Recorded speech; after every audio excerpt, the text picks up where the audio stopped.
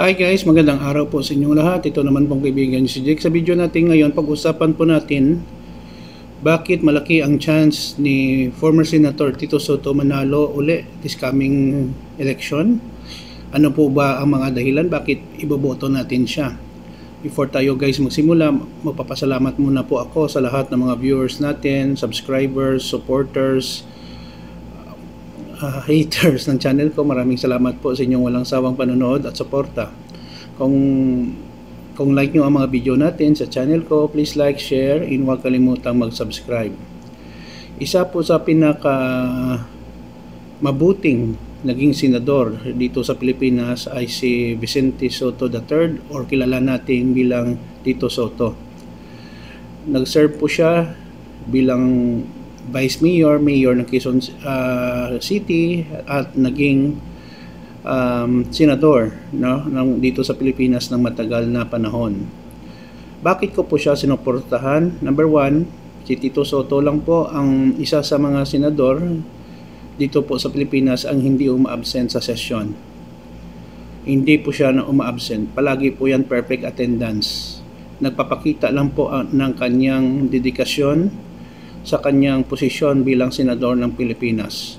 Marami po siyang naibatas na mga laws, mga bills sa Senado, at hindi po siya na-implicate ng kahit isang katiting ng isyu ng korupsyon.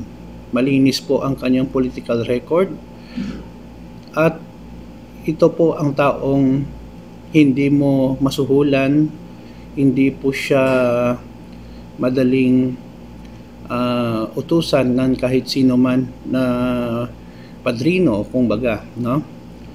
At saka madali po siyang lapitan ng mga tao.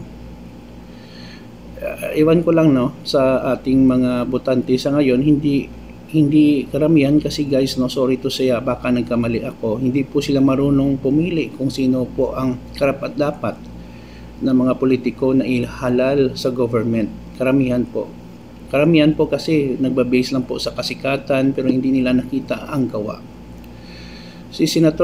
Former Senator Tito Sotto ay tumakbo din, no, bilang Vice President ni former Senator Panfilo Lacson sa last 2022 election.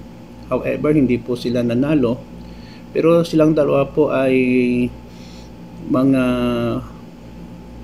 public servant natin na masasabi ko na walang bahid na katiwalian ang kanilang track record.